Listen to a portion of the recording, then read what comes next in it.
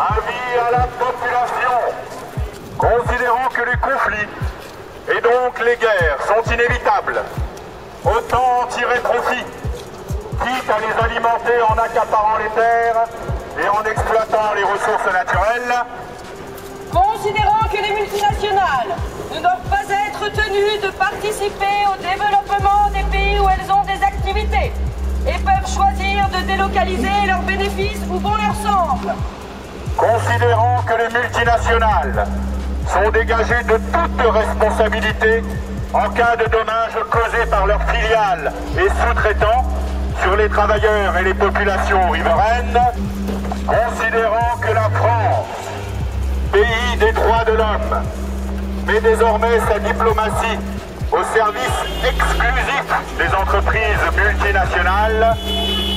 Considérant que les multinationales doivent être protégées contre l'oppression des associations, des défenseurs des droits de l'homme, des syndicats, des travailleurs et des consommateurs, pour éviter toute concertation démocratique, en ce 10 décembre 2014, nous proclamons solennellement la Déclaration universelle des droits des multinationales.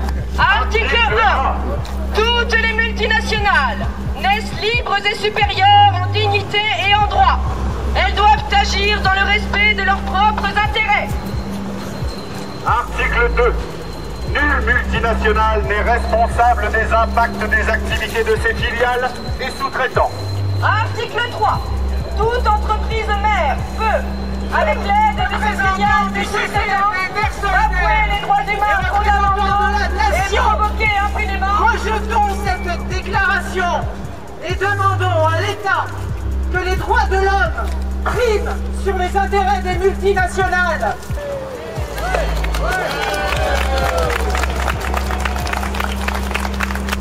En ce 10 décembre, jour de commémoration de la Déclaration universelle des droits de l'homme, le CCFD Terre Solidaire lance un appel aux parlementaires et au gouvernement. Nous rejetons catégoriquement cette Déclaration universelle des droits des multinationales. Au-delà de la parodie, ce texte fait écho à des pratiques qui ont déjà cours et qui pourraient se généraliser si rien n'est fait.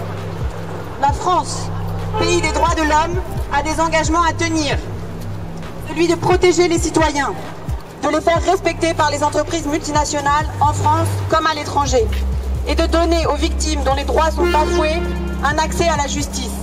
C'est un texte qui a pour but de prévenir les atteintes aux droits humains et de permettre aussi aux victimes éventuelles de pouvoir être indemnisées.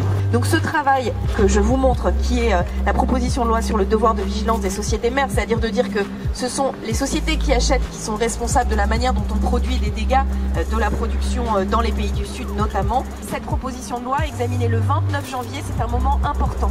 C'est aussi le fait de pouvoir dire à ceux et celles qui achètent en France qu'ils peuvent ne pas être complices de ce qui se passe quand ils consomment. Toutes les forces démocrates, toutes les forces humanistes au Parlement doivent se rassembler pour faire que notre pays retrouve sa vocation à porter les droits de l'homme, non pas dans les discours, mais dans les actes à l'échelle mondiale. Et ça sera une fierté nationale, et ça sera un rendez-vous avec tous nos amis qui luttent en Inde, à Dhaka, au Bangladesh et dans tous les pays du monde pour que les droits de l'homme soient défendus.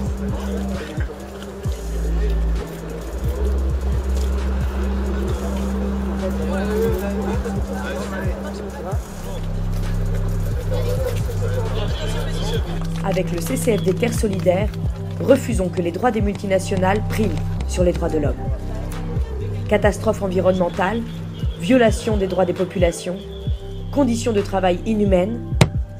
Si le marché a ses règles, les populations ont leurs droits. Signé sur ccfd-terresolidaire.org.